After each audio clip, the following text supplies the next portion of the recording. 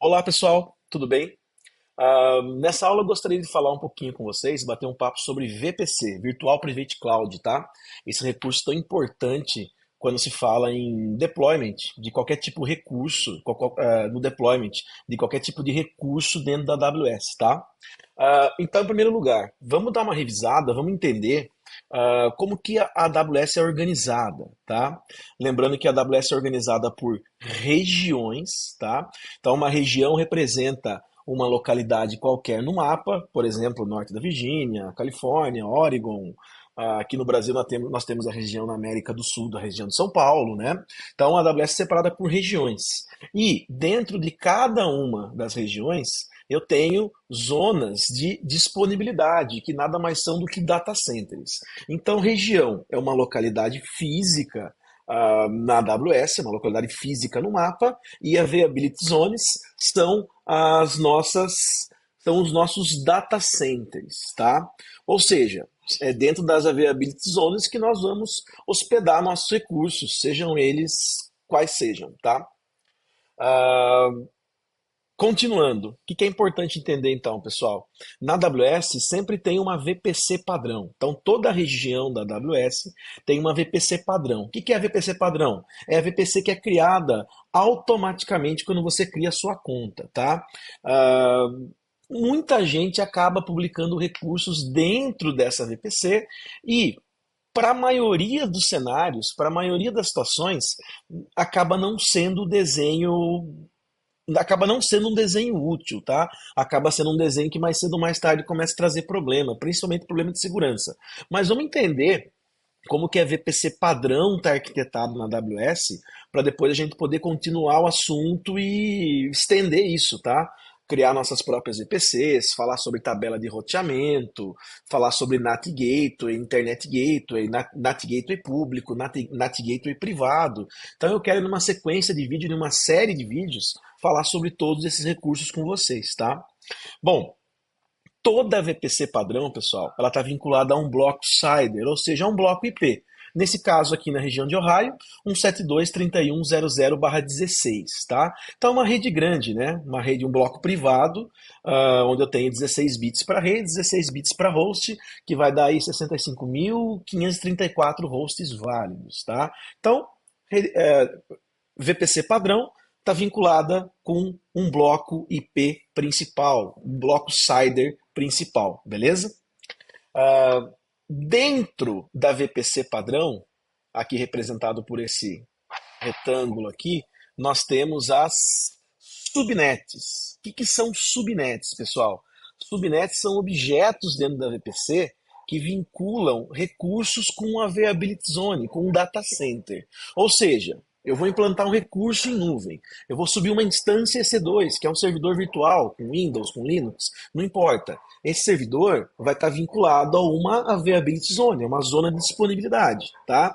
Só que na hora de eu subir o recurso, eu sempre vinculo ele com uma subnet, que é a representação lógica desse data center físico da AWS, tá? Que na verdade a gente não sabe exatamente se é um, se são mais data centers físicos, né? Eles só chamam de availability zone. Pode ser um data center redundante, pode ser um data center comum, mas isso acaba não importando. Então, vê se ficou claro essa ideia para vocês, né? VPC padrão, tá? Então a Virtual Private Cloud nada mais é do que um objeto virtual do qual eu uso para organizar minha infraestrutura de rede dentro da AWS, falar onde que eu vou hospedar meus recursos, como esses recursos vão se comunicar.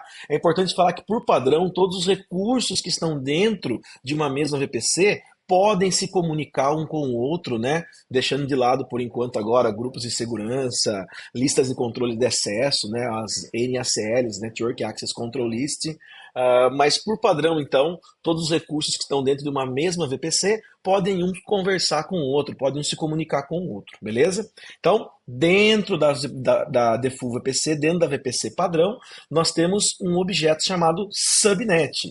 Do objeto subnet que faz o vínculo da VPC padrão.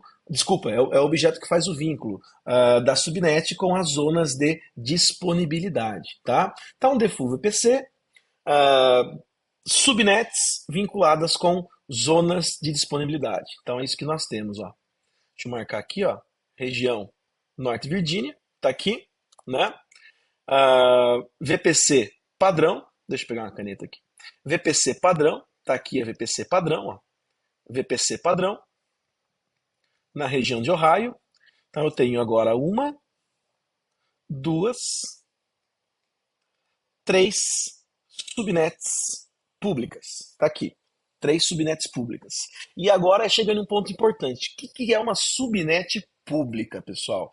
Subnet pública nada mais é do que uma subnet onde os recursos que eu publico aqui dentro podem adquirir um endereço IP público, ou seja, eles podem ser acessados de fora. Por isso que eu falei lá no início que às vezes colocar todos os nossos recursos dentro da VPC padrão acaba não sendo um bom negócio, por quê? Porque todos esses recursos podem ser acessados de fora. Todos esses recursos vão ganhar um endereço IP público que podem ser acessados de fora, e isso acaba muitas vezes não sendo uma opção interessante do ponto de vista de arquitetura, no ponto de vista de desenho de solução, tá? Ah, vamos dar uma olhada na interface então. Eu tenho aqui minha VPC padrão, ó, a VPC que é criada automaticamente quando eu crio minha conta da AWS. Essa VPC padrão, ela tem uma, duas, três subnets públicas, conforme está aqui no desenho. Ó. Então, VPC padrão e uma, duas, desculpe da letra, três subnets públicas vinculadas a ela, tá? Observe que cada uma das subnets públicas está vinculada com uma zona de disponibilidade, ó. Então essa subnet aqui está vinculada com a zona de disponibilidade A, 2A. Essa daqui, essa daqui está vinculada com a zona de disponibilidade 2C, ó. E essa daqui está vinculada com a zona de disponibilidade, deixa eu marcar aqui, 2B. Ó. Então, A, B e C, conforme o desenho que eu mostrei aqui para vocês. Então, cada uma das subnets públicas vinculada com uma Availability Zone, que nada mais é do que a representação, nada mais é do que um data center físico da AWS, as Availability Zones, né? E as subnets é uma representação lógica, ó, desses data centers físicos, beleza? Que mais que é legal mostrar para vocês aqui, ó, o desenho dessa estrutura. O desenho dessa estrutura é interessante. Agora na AWS, do bom tempo para cá já, eu consigo clicar aqui na VPC e vir aqui em Resource Map. Ele vai mostrar como que acontece a conexão dentro dessa VPC, ó. Então eu tenho as minhas subnets, cada subnet, deixa eu pegar a caneta aqui de novo, cada subnet vinculada a um data center, uma Availability Zone, ó, B e C, tá? E o caminho que a conexão faz, né? Então o recurso aqui nessa subnet, ó, vai passar pela tabela de roteamento. Não se preocupem com isso ainda. Eu vou fazer uma aula onde eu vou explicar a tabela de roteamento, Internet Gateway, entre outras terminologias aqui da VPC. E vou conseguir sair para a internet, né? Então observem que cada um dos três objetos subnets, cada um vinculado a um data center, passam por uma mesma tabela de roteamento e conseguem sair para a internet. A volta também acaba sendo verdadeira, né? Qualquer coisa dentro dessas três subnets públicas aqui podem ser acessados de fora. De novo, pessoal, não estou aqui entrando em detalhes de configuração de firewall, security group, network access control list, tá?